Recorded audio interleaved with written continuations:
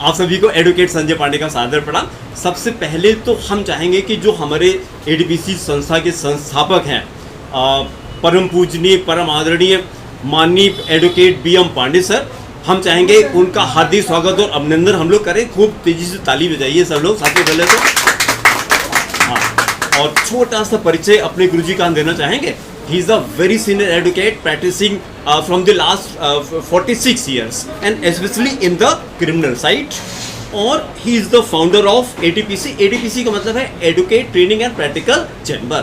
तो हम आज जैसे कुछ नए जो वकील लोग आते हैं वकालत शुरू करते हैं, तो हमने जैसे सर से रिक्वेस्ट किया कि इसको हम लोग बताएं कि उनको कैसे क्या करना चाहिए। तो ATPC का मतलब निर्माण हम लोगों ने इसी के लिए किया है। तो हम सर आपसे रिक्वेस्ट करना चाहेंगे, कुछ सवाल हम करना चाहेंगे, तो अगर आप हम लोग को मार्गदर्शन करेंगे तो हमें अच्छा लगेगा। सबसे पहला सवाल तो सर ये था कि व्हाट इज एटीपीसी, एटीपीसी है क्या, और एक अधिवक्ता के लिए प्रशिक्षण क्यों जरूरी है? क्या सर एक वकील सीधे कोर्ट जाकर के अपनी वकालत शुरू नहीं कर सकता? देखिए, जो थियरी का ज्ञान दिया जाता है वकालत पढ़ने के दौरान, उस थियरी के ज्ञान को पढ़ने के बाद उसका प्रैक्टिकल एप्लीकेशन क्या है, इसके लिए गुरु की आवश्यकता अवश्य होती है। क्यों कि लॉ को एक्ट पान करने का प्रोसीजर क्या है, प्लीडिंग लिखने का प्रैक्टिकली प्रोसीजर क्या है, एफआईआर लिखने का प्रैक्टिकली प्रोसीजर क्या है, कोर्ट में प्रोसीडिंग कैसे कैसे इनिशिएट होती है, कैसे कैसे बढ़ती है, कैसे कैसे एंड होती है, इसका प्रैक्टिकल ज्ञान एडवोकेट को होना ही होना चाहिए। इसके अभाव में सालों साल वकील घूमते रहते हैं और सीनियर लोग पता नहीं किस वजह से बहुतों से तो ठीक से बात भी नहीं करते हैं। सीनियर इतने अपने काम के बोझ से लगे रहते हैं कि अगर कोई इंटेलिजेंट या बहुत चैतन्य वकील हो तो वो उनको सुन करके उनसे पूछ करके, लेकिन ज़्यादातर वकील जो है वो कुछ सालों साल कुछ समझ नहीं पाते हैं और उनकी समस्या न जानने की जो कि त्यों बनी रहती है। ये बात मेरे गुरुजी ने मुझसे पूछा तो मैंने उनसे अपना अनुभव बताया कि मैं कई सालों से प्रैक्टिकल न जानने के कारण हम एक्टिव नहीं हो पा रहे हैं। तो उन्होंने भी अपना अनुभव बताया कि वो भी कुछ साल प्रैक्टिस में रहे, उसके बाद जज हुए थे जी। और चूंकि ये स्वच्छ हृदय का परिचय है, ज्ञान वितरण करना ये सबके बस की बात नहीं है, सारे व्यक्तित्वों का काम ये नहीं है। बहुत स्वच्छ छवि वाले, बहुत स्वच्छ दिल दिमाग वाले ही ऐसा सोच सकते हैं। उन्होंने बताया कि मैं लगभग 24-25 साल तक जज रहा।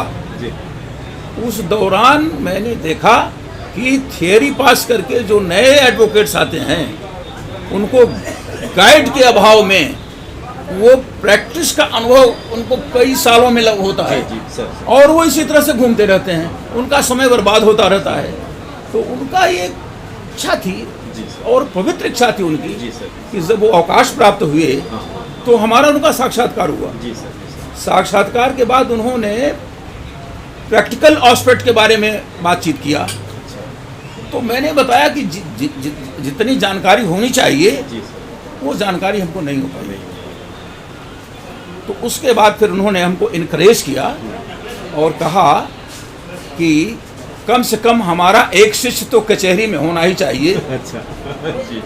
तो वो वकीलों ने उनको भी बहुत परेशान किया था। अच्छा अच्छा। वो जब जज थे तो वहाँ चकबंदी पीरियड में उनको लोकल जो है वकीलों ने बहुत परेशान किया था। सर स्वर्गीय श्री बांके बिहारी श्रीवास्तव, स्वर्गीय श्री बांके बिहारी श्रीवास्तव जी, तो वो बहुत ऊंचे, बहुत डेड ऑनेस्ट, बहुत स्वच्छ पवित्र हृदय के। किस पोस्ट से रिटायर हुए थे सर? वो जिला जज से रिटायर हुए थे। डीजे से रिटायर हुए थे। हाँ, तो हाई कोर्ट में उन्होंने कुछ ऐसा काम चीफ जस्टिस के साथ उनकी हो गई थी। अच्छा। जिससे उनका नाम लिस्ट से काट दिया गया था। पर वो प्रसन्न थे। उन्होंने कहा कि हमारे व्यक्तित्व के आगे ये कुर्सी जो है वो छोटी पड़ेगी। इस तरह की उनकी बात थी। तो उन्होंने हमको इनकरेज किया और कहा कि हम 1 साल आपको ट्रेनिंग देंगे प्रैक्टिकल एस्पेक्ट पर। अच्छा जी। और वो प्रैक्टिकल एस्पेक्ट 1 साल का 40 साल के बराबर होगा। क्या बहुत बहुत सुंदर। तो हमको बड़ा आश्चर्य हुआ कि ऐसा कैसे हो सकता है। जी सर, जी सर। लेकिन उन्होंने कहा कि जैसे मिस्र के पिरामिड होते हैं, अच्छा। मिस्र के पिरामिड कोई देखने जाए जी। तो टोपी पहने रहे तो इतना ऊंचा है कि टोपी गिर जाएगी उसकी। हाँ हाँ।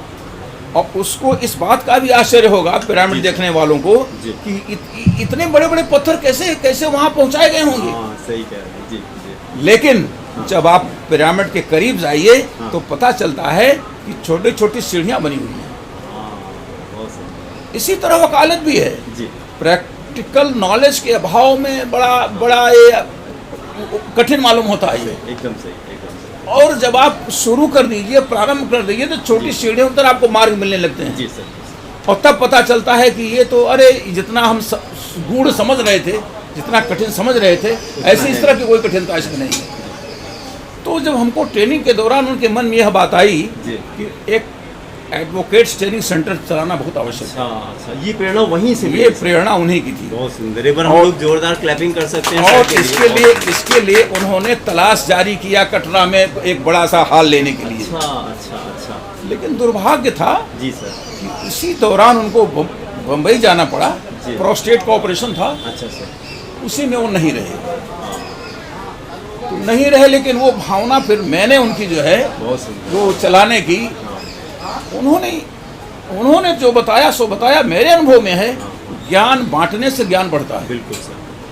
ज्ञान छिपाने से ज्ञान छिप जाता है। जी सर, जी सर। आप ज्ञान का वितरण करेंगे, ज्ञान आपका बढ़ता जाएगा। नहीं सर, इसको हम लोग बहुत ऊंचे स्तर पर ले जाएंगे, तो बहुत ऊंचे स्तर पर ले इसलिए जाएंगे। जी बहुत आवश्यक है जी। कि जैसे प्राइमरी स्कूल में हाँ। अक्षर बताए जाते हैं। जी जी जी। गोस्वामी जी ने जब रामायण का प्रारंभ किया जी सर। तो वो बहुत रिमार्केबल चीज हाँ, जी। आज बताऊंगा जी मैं। सर, जी सर, जी। उन्होंने कहा, हाँ।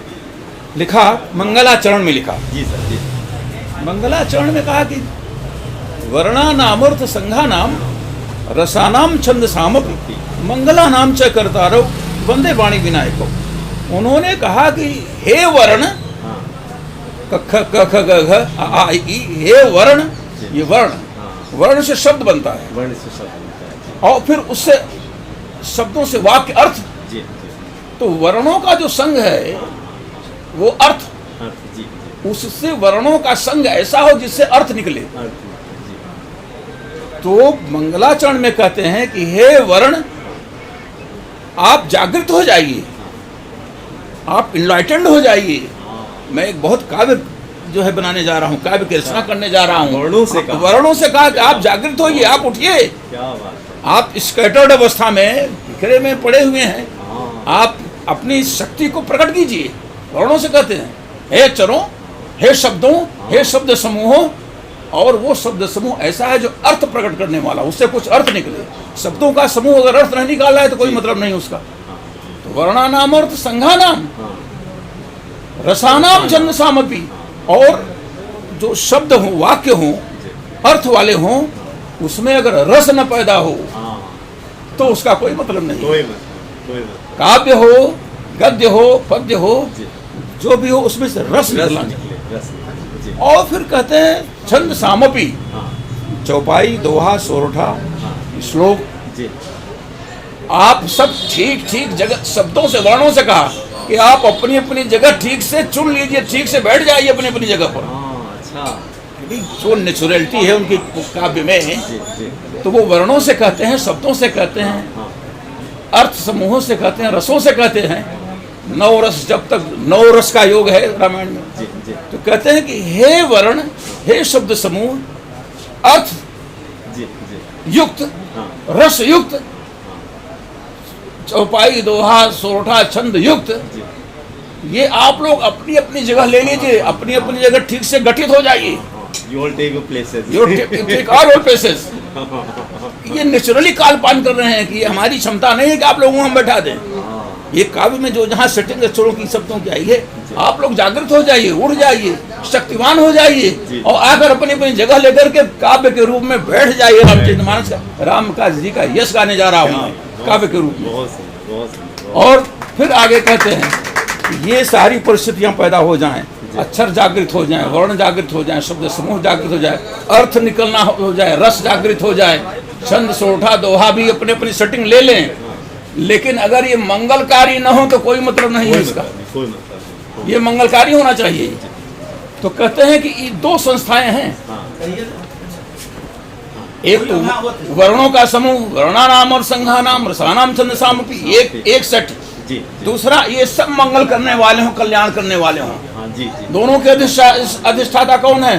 सरस्वती जी, विनायक जी। विनायक सरस्वती जी जो है वर्णानाम और संघानाम जी, रसानाम छंदसामपि इसके अधिष्ठाता हैं। और मंगल करने वाले हमारे गणेश जी क्या हैं। बात। इसलिए कहते हैं कि पहले वाणी और विनायक की वंदना करता बहुत हूँ। अच्छा, बहुत अच्छा, बहुत इसी तरह से जो थियरी सुप्तावस्था में है, जी, जी, जो थियरी सो रही है बिना गाइडेंस के, नहीं पथ प्रदर्शन नहीं हो रहा है, जी, जी, तो प्रैक्टिस का अंधकार में बना हुआ है, उसको जगाने का ITS भी माध्यम है, बहुत उसको अच्छा। सिखाने का एक जोर से माध्यम है। क्लैप करिए हम लोग, बहुत और अच्छा। उसी को सिखा करके ज्ञान जी। का वितरण किया जाएगा, जी। प्रैक्टिस का योग बनाया जाएगा, बहुत और अच्छा। प्रैक्टिस के योग के बाद फिर एक रुचि और रस पैदा की जाएगी, की जाएगी, बहुत जो मंगलकारी कल्याणकारी होगी। बिल्कुल सर। इसी कंटिन्यूएशन में सर एक दूसरा सवाल था हमारा जी। कि क्या एक नया वकील अपने करियर की शुरुआत मतलब कैसे करे, और वह कौन सी बातें हैं जो एक नया वकील अपनाए जिससे वो एक सफल वकील बन देखिए, बिन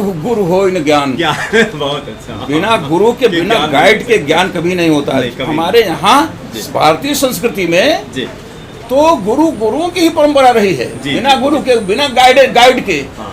आपको कुछ नहीं मिल सकता। नहीं मिल आप उसी शब्द का मतलब, उसका अर्थ नहीं समझ सकते। एकदम सही, एकदम तो सही। प्रकाशित करने वाला, थियरी को, ज्ञान को प्रकाश देने वाला गुरु ही है। जी। प्रारंभ में अपने रुचि के अनुसार एक गुरु का चुनना बहुत आवश्यक है। बिल्कुल बिल्कुल सर, ठीक है सर। और इसी तरह का एक सवाल और भी था सर जी। कि जैसे ज़्यादातर लोग के दिमाग में रहता है कि ये जो मतलब पहली पीढ़ी के वकील हैं वो कुछ नहीं कर पाते। ये टोटल भ्रांति है। गलत है ना? मैं तो पहला पीढ़ी का वकील हूँ। क्या बात, बहुत अच्छा, बहुत मैं तो इससे पहला कोई फर्क पीढ़ी, नहीं ये पड़ता तो गुरु कृपा थी। जी, जी, ये तो प्रैक्टिस का उन्होंने जो ज्ञान दिया, हाँ, हाँ, हाँ। असली बात ज्ञान प्राप्त करना है, जी, असली सर, बात थियरी प्रैक्टिकल का और नॉलेज प्राप्त करना है। हाँ। पहली पीढ़ी, अब बड़े कई पीढ़ियों के लोग फ्लॉप कर जाते हैं, फ्लॉप कर लड़के कुछ नहीं कर पाते सही, हैं। सही। तो ये मिथ्या भ्रम है। ये मिथ्या है, ये मिथ्या है। केवल ज्ञान, थियरी और उसका प्रैक्टिस।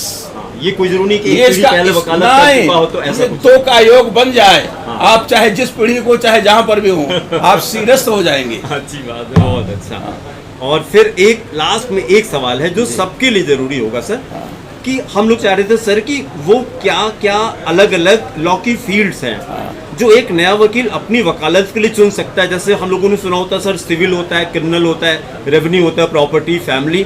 तो मतलब क्या आप सलाह देना चाहेंगे किस फील्ड में कैसे जाएं सर? एक निश्चित स्टेज तक जी। सारे सब्जेक्ट का जनरल नॉलेज होना बहुत चाहिए। अच्छा, जी सर। सिविल का भी, क्रिमिनल का भी, रेवेन्यू का भी, जो भी हो, एक जनरल नॉलेज सबका होना चाहिए। जी सर, जी। जब जनरल नॉलेज सबका हो जाए, हाँ। तब उसके बाद फिर एक ब्रांच को स्पेशलाइज करे। ठीक है सर, ठीक है सर, ठीक है। ये उसका तरीका है। ठीक। फिर वो कभी फेल्योर नहीं होता है। ठीक। फिर उसका अनुभव, प्रैक्टिस और concept of procedure, law and procedure clear होता चला जाता है वो। ठीक है, तो स्पेशलाइजेशन तब आता है जब सबका, हर विषय का जनरल नॉलेज हो ही जाए, जी सर। तब एक सब्जेक्ट में आप कर सकते हैं। तो शुरू में सारे फील्ड की शुरू में knowledge- सारे फील्ड की नॉलेज बहुत आवश्यक थी, बहुत। कहीं जिससे कंसेप्ट जो है गड़बड़ ना हो, जी। कंसेप्ट हर जगह क्लियर रहे, इसके लिए हर विषय का जनरल नॉलेज रखना बहुत आवश्यक है। ठीक है सर, और हर विषय काम आते हैं स्पेशलाइजेशन में। जी सर, जी। ठीक है। और जैसे हम लोग जो क्लास शुरू करेंगे सर, जी। वो कहाँ से शुरू करेंगे सर? देखिए- जैसे उस दिन आप FIR की बात कुछ कर रहे थे कि वहाँ से देखिए, शुरू करेंगे। चूंकि हमने क्रिमिनल साइड को स्पेशलाइज किया है, जी सर, जी सर। तो इसलिए हम क्रिमिनल साइड में विशेष तौर से पहला जो एक्शन होता है, जी, कोई एक्ट हुआ, वो ऑफेंस हो गया। जी, जी। अब ऑफेंस हो गया, उससे जो एग्रीड व्यक्ति है, हाँ, जो पीड़ित व्यक्ति है, हाँ, जी। अब वो उसको एक्ट पान करना चाहता है, हाँ। उस लॉ को, मशीनरी को इन्फोर्स करना चाहता करना है, स्टार्ट करना चाहता है। जी, जी। उसके लिए दो प्रोसीजर हैं। या तो FIR दाखिल करे, जी, छोटा अपराध है तो या तो उसके कंप्लेंट, प्राइवेट केस दाखिल करे। जी सर, जी। अब FIR कहाँ से शुरू होगी, कैसे शुरू होगी, और कंप्लेंट कैसे शुरू होगा, क्या होगा, जी, और कैसे कैसे ये लॉ में आगे बढ़ेगा, किस तरह का प्रोसीजर लेट डाउन किया गया है, और किस तरह के प्रोसीजर में सीखना होगा। ये सब बातें प्रैक्टिकली बताना ही अच्छा होगा। अच्छी बात है। ठीक लेकिन प्रारंभिक बंद यही है कि स्टार्ट FIR और कंप्लेंट से करेंगे कि किसी आदमी ने कोई अपराध किया, हाँ। उसका एक्ट अपराध की श्रेणी में आ गया, जी। पीड़ित व्यक्ति कैसे कैसे उपचार प्राप्त करे, इसके लिए FIR और कंप्लेंट का प्रोसेस स्टार्ट करना पड़ेगा और इसको प्रैक्टिकल समझाएंगे तब सारी बातें समझ में आ जाएंगी। बहुत अच्छा। अभी सर एक बच्चा इंक्वायरी करने के लिए मतलब LLB कर चुका था वो, तो हमारे ऑफिस में आया था इंक्वायरी करने के लिए, तो हमने उससे कहा कि अगर 3 किताबें वो पढ़ना शुरू कर दे क्लास में आने के पहले, एक सर IPC वही BNS और एक CRPC BNSS और एविडेंस सर BSA, तो ये क्या ठीक है सर? क्रिमिनल देखिए चूंकि अब नया पुराना लॉ और नया लॉ दो की बात आ गई, लिहाजा अभी पुराना लॉ जो है के तहत जितने केसेस हैं वो पेंडिंग चल रहे हैं, तो अभी तो और हम लोगों का जो मजा आया है रूप वो पुराने लॉ से ही है। जी सर, जी सर। और पुराने लॉ में 90% बातें एक ही हैं, सिर्फ धाराओं का नंबर बदल गया है। तो पुराने लॉ से ही शुरुआत करें, एक चीज क्लियर हो जाए, दूसरी अपने आप चारपाई एक तरफ बुन गई, दूसरी तरफ अपने आप बुन गई। तो वो पुरानी किताबें खरीदें, पुरानी किताबें खरीद कर पहले उसी पर कंसेप्ट क्लियर कर लें। ठीक है सर। वो मालूम होते ही ये नया लॉ अपने आप जो है आ जाएगा, इसको फिर पढ़ने की जरूरत नहीं पड़ेगी, वही है इसमें भी है। ठीक है सर। और तो हम लोग सर इसको शाम को क्लासेस करना चाह रहे थे sir ji, Monday to Friday 6 to 7 PM in the evening, क्या ये ठीक रहेगा सर?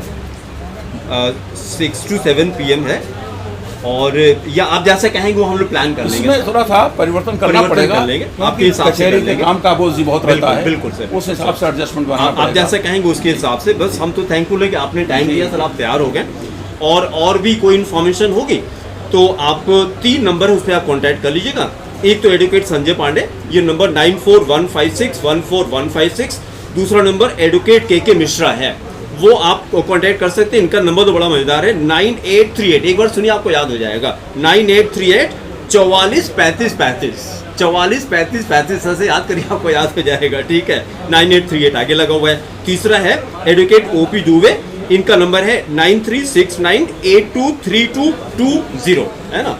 और लास्ट में हम के मिश्रा सर से रिक्वेस्ट करना चाहेंगे कि उनकी हेल्प की वजह से हमारी गुरुजी से मुलाकात हुई, तो आ करके 2 शब्द हम लोग को बताएं कि हम लोग कैसे वहां पर क्या शुरू करेंगे। आइए सर, एक बार के मिश्रा सर के लिए क्लैप करिए, क्योंकि सर अगर ना होते तो हमारी गुरुजी से मुलाकात ना होती, तो हमारे हनुमान जी तो सर ही है। ऐसा नहीं है, तो संयोग सब पहले से बना हुआ रहता है। जी। और वक्त आने पर अपने आप को फलने फूलने लगता है। हाँ। हम भी जब प्रैक्टिस में आए थे तो जी। बिल्कुल -0 पे थे, क्योंकि हमारा भी बैकग्राउंड एडवोकेसी से नहीं था। हाँ। और यहाँ आने के बाद गुरुजी का सानिध्य मिला, और गुरुजी, अब हमको तो केवल गुरुजी का ना शब्द छोटा पड़ता है, त्वमेव माताश्च पिता त्वमेव, त्वमेव बंधुश्च सखा त्वमेव, त्वमेव विद्या द्रविणम त्वमेव, त्वमेव सर्वम मम देवदेव। जी, बहुत अच्छा। तारतम्य में जब हमने भी गुरुजी से इनकी अभिलाषा को सुना, जाना कि मेरे गुरुजी की यानी परम पूज्य श्री बांके बिहारी श्रीवास्तव जी की ये अभिलाषा नहीं, और वो कतिपय कारणवश रुकी हुई है। उसको नहीं सर, हम लोग मिल करके इसको एक बहुत ऊंचे उसको मूर्त रूप नहीं दिया जा पा रहा है। मैंने इस पर विचार करना, यद्यपि यह मेरी सामर्थ्य के बाहर की जी, लेकिन गुरुदेव की ही कृपा से, बस उनकी कृपा से। और एक हमारे मित्र ही थे, अधिवक्ता जूनियर थे गुरुजी के, वरुण प्रताप सिंह जी, सर, उनके सहयोग से हम लोगों ने इसको एक मूर्त रूप देने का प्रयास किया। जी। और शुरुआत भी हुई। ATPC की शुरुआत विगत कई वर्षों पहले हुई थी, फिर किसी कारण बस बाधित हुई, और फिर ऐसा संयोग और गुरुदेव का आशीर्वाद मिला कि फिर इसे आपसे मुलाकात हुई और आपने प्रस्ताव को एक्सेप्ट किया, बिल्कुल। और इसे फिर आगे गति देने के लिए प्रयास हुआ गया। ठीक है, तो आज का वीडियो हम लोग यही खत्म करते हैं। ये क्लासेस हम लोग सिविल लाइंस में संजय पांडे क्लासेस गूगल पे आप डालेंगे, वहीं पर ये क्लासेस चलेंगे। और डिटेल के लिए हम लोगों ने कॉन्टैक्ट नंबर दे ही दिया है, और फिर वहीं पे हम लोग आगे बातें करेंगे। Thank you so much, thank you.